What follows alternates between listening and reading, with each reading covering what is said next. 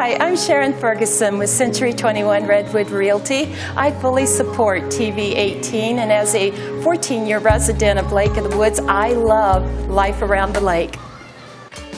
Hi, we're Diane and Keith Morris from Integrity Automotive. And we support TV 18 and love life around the lake.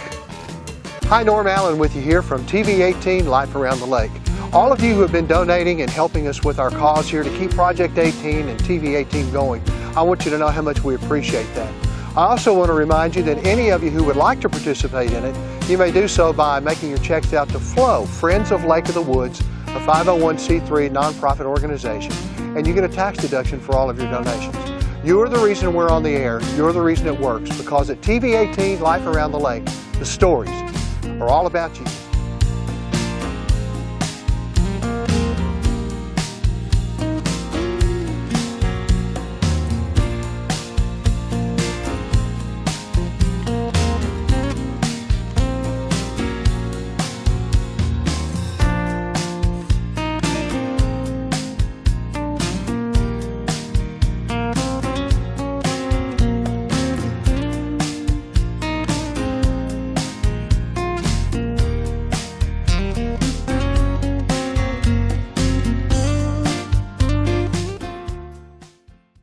Welcome to Art for Life. I am your host, Pete Brown. Today we're going to do something a little more of an advanced technique than our previous shows, which are more for beginning.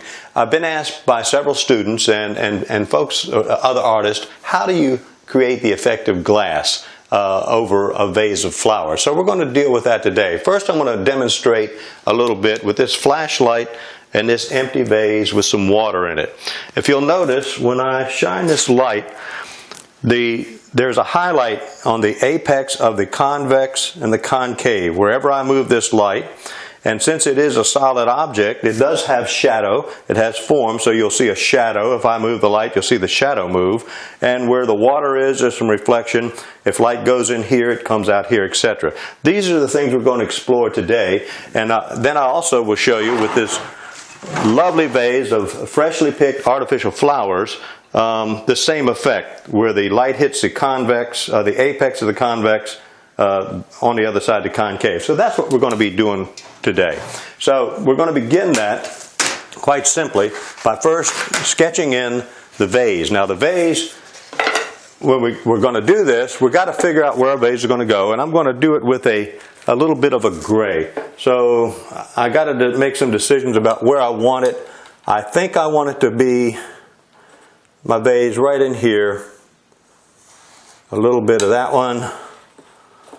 This may not show very well for you yet, but I'll make it in a moment. I probably should do it with a piece of charcoal so you'll see it better. So let me do that so you can see it, and then I'll be able to retrace it for you.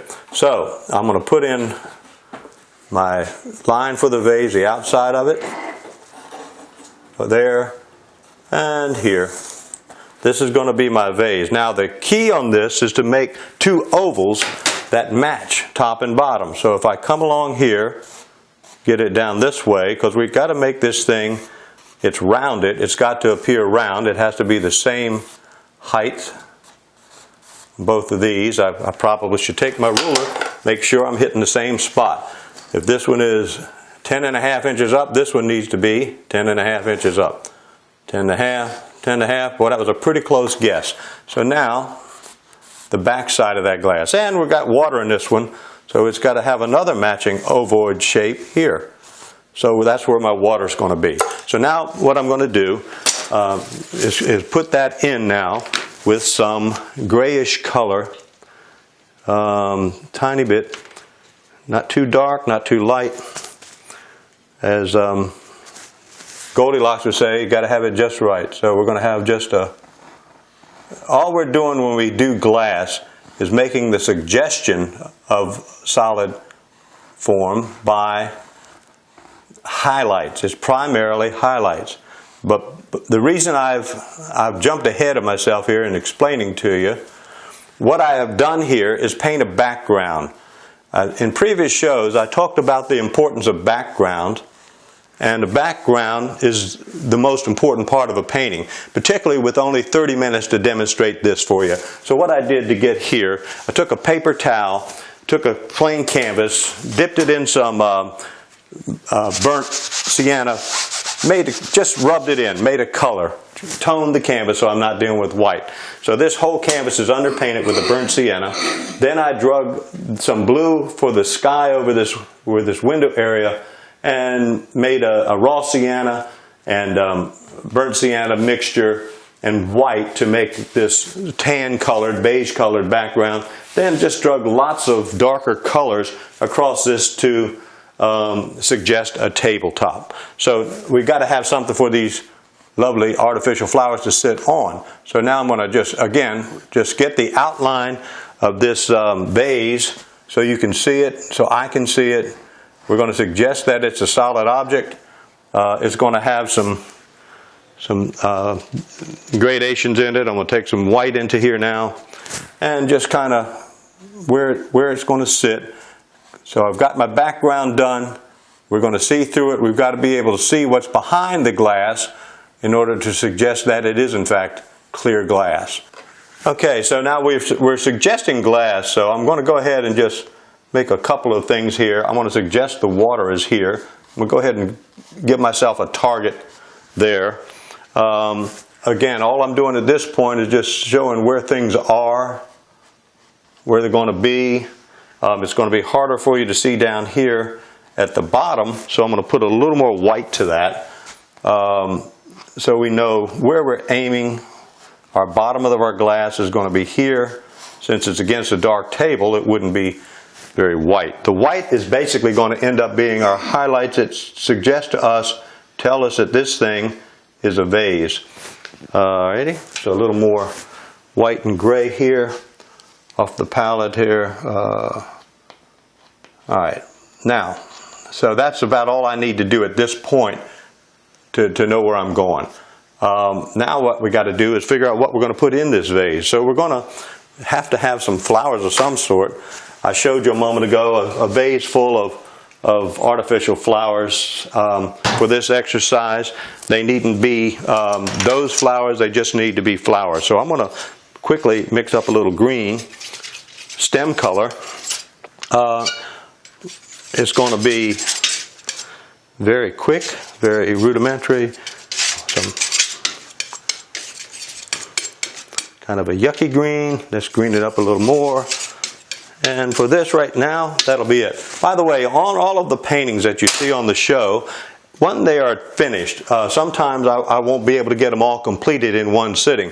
But once they are completed, they'll all be on my website always. So some of the ones I've done in previous shows are already there at PeteBrownArt.com. So now we got to put some stems in here. So we're going to just very quickly, between the green and some umber, I'm going to just mass in a bunch of stems where things are going to go. You know, I've done all this work on this lovely background, and now my goal is to just get something on here that suggests that there's a bunch of flowers, a bunch of leafy thingies coming up, and we're not concerned with trying to keep everything in the background clean because we want to break it up. This thing, when it's done, we want it to be like, wow, look at all the flowers going up there. I'll mass in some flowers in just a moment. Right now, everything is about getting the stuff through the glass that we can see. So in a lot of florals, you'll see a lot of stuff like this, you know, and we'll make some bigger leaves, different kind of leaves. Right now, I'm just getting stems. I'll build these stems up here in a moment. So we have we want a bunch of them. Now, what I'm going to do now is take the palette knife and get some body to these things.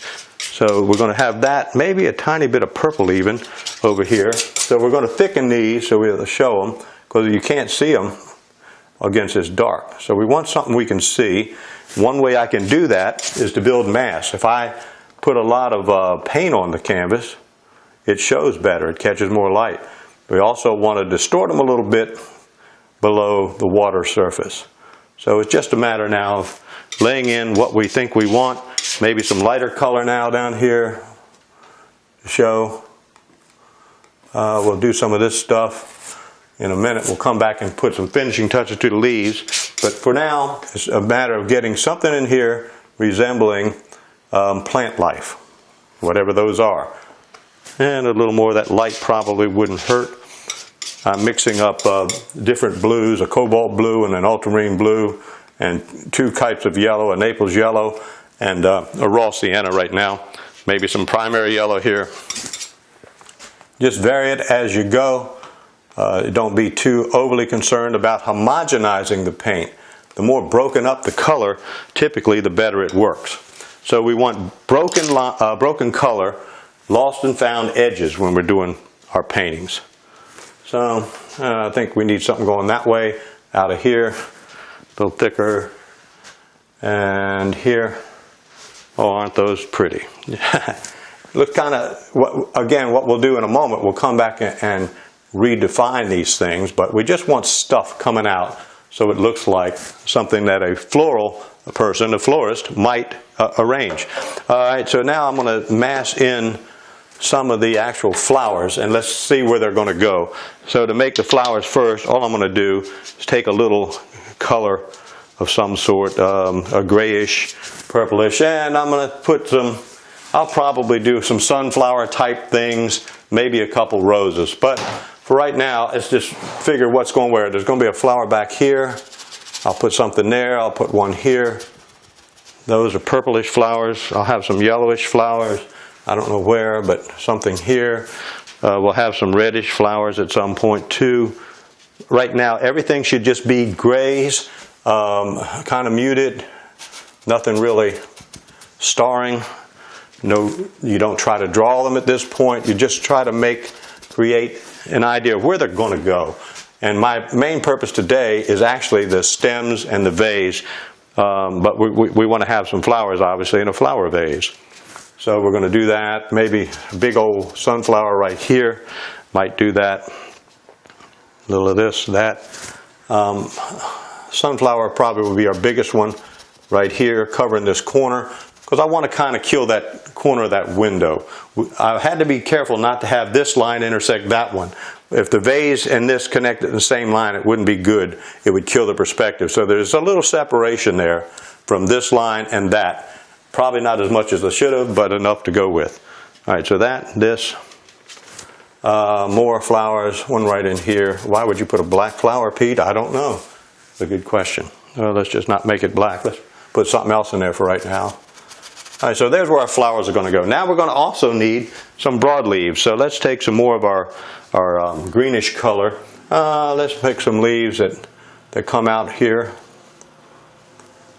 We want to just have something that's not all the same long leaves.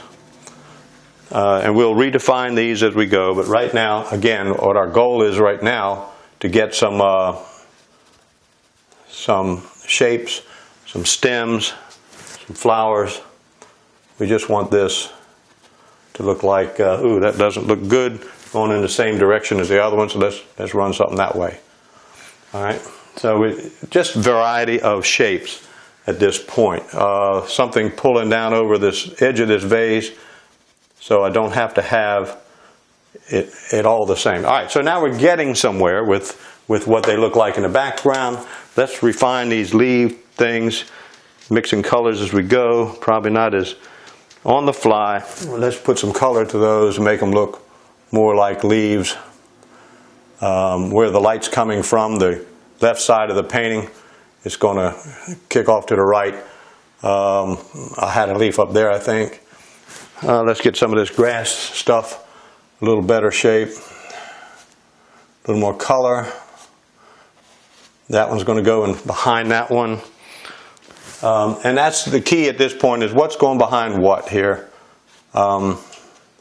Thicker paint at some point will be important. Some of them we leave as vague as they are because we're only suggesting that they're there. They're in the background. This guy is shadowed. Let's leave him kind of that. All right, so there. Little red into that green to break it down. Whenever we want to dull a color, we put its complement in it. So a complement of green is a red. A little tiny bit of red kills some of the intensity of the color. As we said in earlier sessions, we never want to paint with paint straight out of the tube. It is just usually going to be way too garish, way too intense of a color. A couple more strokes of stuff here. Let's get these a little more, catching a little more light. Here, we probably want to distort them in the bottom of this vase anyway, so they're not as pristine. And it looks like we need another one over here. Let's see what our palette knife will do for us as far as that. Yeah. So, alrighty. That's kind of, they're not showing very well. So I'm going to step them up again with a little more highlight of color here. We probably need to bring some more thickness in here to make them show. Not too bad, not where I want them, but they're better than they were a second ago. Let's put a little up in here, a little here. Building the surface makes it catch more light, and the more light it catches, the better it shows. So you'll see all of a sudden now with these little touches of a lighter color over the darker color, we get some volume, we get to see them. Yeah, a little better. And again, this is a 30-minute exercise to show you how to do something, and that's really my goal today, is to teach you how to do this kind of thing. A very, very dark table. I don't know why I chose that, but I did. But whatever color your table is, this would also work very well against a white tablecloth. Had I decided to do that, it would have shown very well with the contrast of the green to the white. But I didn't, so we're going with this. All right. So here, now let's put a little more volume on those leaves on top. We're getting on in time here, so I'm going to have to step it up. Now that's not very pretty, but here.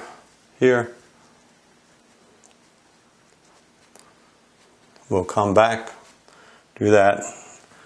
All right, so let's mask in a couple flowers, just since this is a flower painting. Hopefully we got plenty of time to get some things in here. What colored flowers do we want here? Let's do that, let's make that one a sunflower that I said was going to be a sunflower. At least it gives us a starting point. So our big boy right here is going to be a sunflower. So now with this, I'm kind of working wet into wet. So I've got the core of that in there. Now I need to start flipping some yellows in there for petals. So let's have it coming kind of facing out from us. Some of you were with me before, saw the sunflower painting. This is very similar technique right now. Just flipping out some petals, not too fussy. At this point, I'm going to change brushes here for a minute. All I'm trying to do now is get them in there. But to get our vase done, I'll come back and fix these petals, make this thing look a lot more sunflowerish, and I'll put the rest of the flowers in depending on time today. So I'm using a combination of about 3 yellows here just to suggest petals, flipping in different directions, overlapping what's already there. One of the keys in this is what's in front of what. We want something to be, some flowers are behind the others, everything doesn't face us, everything can't look right at us, or else we'd have a pinwheel, which is not very, it is a mistake that a lot of beginning painters do. They want to get everything in the flower 360-degree view, and it's just impossible to make it look right doing it that way. So I'm working wet into wet here, so I very light touch with a heavy amount of paint to let the canvas take what it needs, and it will do so if you have a light enough touch on it. So yellow, yellow, a yellower yellow now on top of that, just touch again right now. So that's one flower. I want this to dry a little before I put the highlights of the grass on it. So let's make another flower. Let's go with I don't know, some kind of a rose looking shape, peony shape. Let's do Let's do pinkish. So if we take some white, pink it down, a little green to kill it if necessary. But let's just put some sort of pink flowers in here. Looks like we got one right there. This kind of could be we'll make it into a rose later. But right now, I just got to get the outline shape of it. Oh, what the heck, we're doing roses. Let's do one for a minute. So now what I'm going to do is begin to shape it. I'm going to have this one facing up. This sunflower is facing this way. I'm going to have this rose facing up. So from the base of that rose, I'm going to have the petals coming up. One coming up here, coming out that way. Flip some over the back. Down into the inside, I've got to have it a little darker because we're looking at the center here. That's got to be tighter than the rest. Probably should have a little more of that purple in there. If I take the corner of a brush, of a straight brush, I'm using a filbert brush, by the way, to make these petals. That's a kind of one that's shaped like a filbert nut on the end. It's just kind of a rounded tip. You can see it from that, but that's where it is. Then this is a flat, is just a straight edge across, makes a nice chisel. So I can get points and those. So I'm going to get a little of this purplish color down into this like this. Again, I'm suggesting flowers here, so I got to have a center, which is in there, but tightly around that center are all of these layers of petals. So I've got the outline of that now. Let's go back to our pinkish color for this particular one, this flower, and we're going to flip some petals in. I went from a pink rose to a reddish rose, but that's okay. If I put more white on it, it'll be that. But it's what you're seeing here, though, is the suggestion of stuff, broken colors, lost and found edges, broken colors. Red's a very difficult color to work. I don't know why I chose it, but because I was sitting there looking at it, at some red, so I decided to make it reddish, pinkish. But we'll play with this in a moment to get it up to where it needs to be. Now, so I've got these coming in here. I need something to anchor that flower, which is something green. So it has to have some sort of base. So if I get some leaves coming off of it, I may need to make more leaf color, but I can make it more believable as coming off of there. Probably need to connect it a little bit. What you'll also find out in this kind of a painting, that everything needn't be perfectly aligned or connected, because you lose it all. You're going to lose it all, hopefully, in the mass. So we mass in stuff. We'll refine those in a minute. This is getting a little bit drier. One second here, I'll start on the vase part. Let's just get some more of this in here. I need to really work some flowers in there. Another pink rose maybe somewhere, since we started with the things. We'll just make these background so I don't have to fuss so much on it. So here's a pink rose back here. Well, he turned kind of purple. He's background, but that's okay. So we just get some suggestion of colors there. I'll overlap that more with the grasses. I'll put the blades right over it. That's another background guy. Oh, maybe it's a kind of forward guy. Let's do that. Let's get something, I don't know, a yellowish lily in there. Don't have a lot of yellow left here, but let's put a couple in there. Why not? That'll be something. I don't know what yet. Another one over here. We generally like to have our flowers in threes. Well, let's put a third one over there. And now this one over here in the light might be kind of hard to see because the light's hitting it from behind. It's probably not a good idea to put yellow next to yellow, but I did. We'll make some kind of flowers out of these. All right, so now back to grab some yellow paint here. Excuse me one second. Let's get some more paint. I'm going to get this yellow out. It's a heavier bodied yellow. This, I'm painting in acrylics. Right now I just grabbed some heavy bodied acrylics. So when I put this on here, it's going to stand up a little better than the regular. So whatever this flower is going to be, if I just use a lot of paint, it'll stand up, keeping the colors mixed, broken, unhomogenized. You'll be able to see it better simply because of the volume. I don't know what kind of flower that is, but there's one. And let's put a little more paint to make it stand up a little better. The heavier paint catches the light. We always start thin and work our way up. Fat over lean is a term for that. That could be a chrysanthemum. It looks like a little mum, so that's what we're going to go with. Look at the little mum. All right, we got a mum right there. Let's get a mum over here, but he's background still, so not much more than that. Let's build this one into a mum then. If we're going to have a mum, let's have one. There's a lot of little things going on in a mum, little petals, a million of them. We got that one facing kind of away. So, I don't know. I don't like the shape of all this, but I wish that one were higher. So we'll do something else up there. But we can live with it. Or we can put another. One more mum back in here. Just something to bring us up here.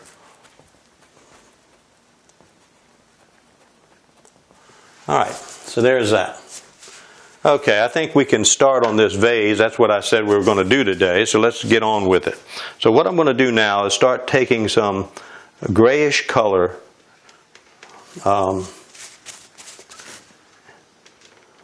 and defining this vase.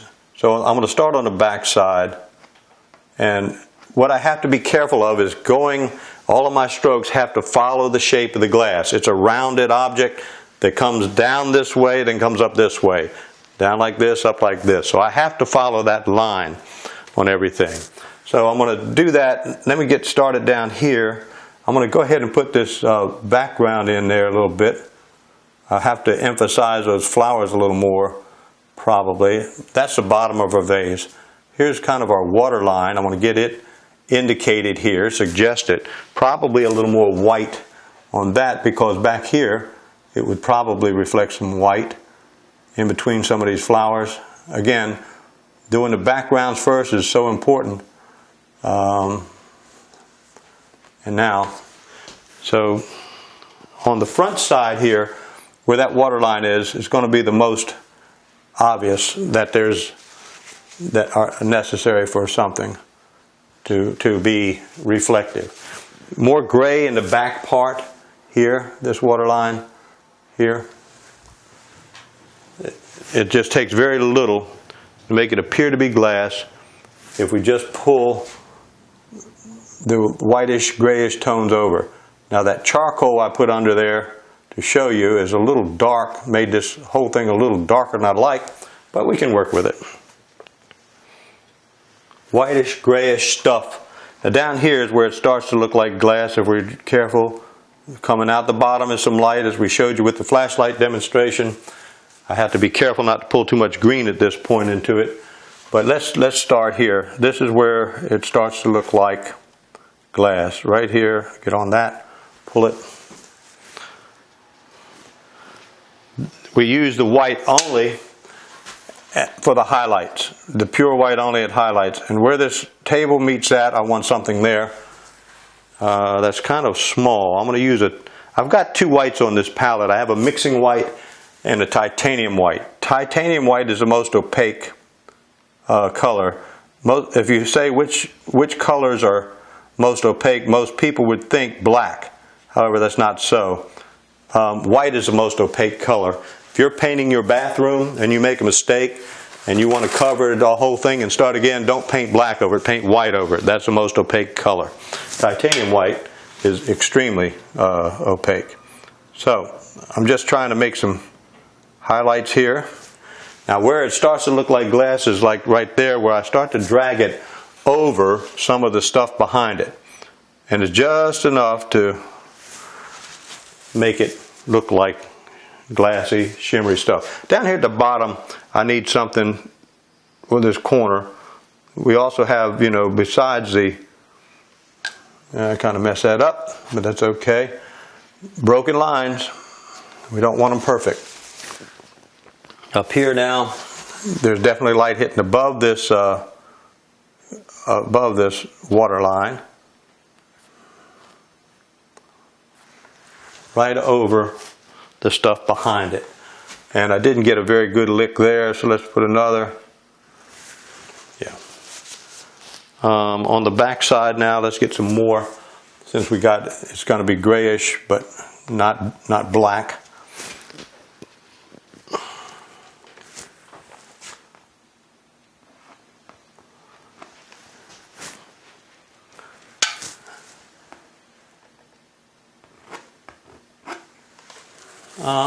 Now, right in the middle of this thing, if the light's coming this way, I'm going to work on the shadow next. But there should be somewhat of a line right down the middle, kind of, sort of. So we're just going to indicate and suggest that. Where does the light hit the glass? That's what we're always concerned about. Down in here, a little bit there, a little bit in the back. Light hits the convex and the apex of the convex and the concave. When I put some shadow down here now, that's going to show us. So we got about a minute left. Before I go away, let me tell you what's important here. To get a shadow under this thing, because it does have form, I'm using a little black violet here. I'm going to pull it carefully like this. I'm going to also pull it up behind the thing. I'm going to run some up the wall. When it's all said and done, the shadow and the light are what's important in any of our paintings, and that's what it's all about: light, shadow, reflection. And for this glass exercise, I hope this was helpful. If you have questions, give me a call. Light and shadow is what it's all about. So until the next time, I hope you'll join me for Art for Life with Pete Brown. We'll talk to you on our next show, and look forward to painting with you once again. I hope you'll make art part of your life. Thank you.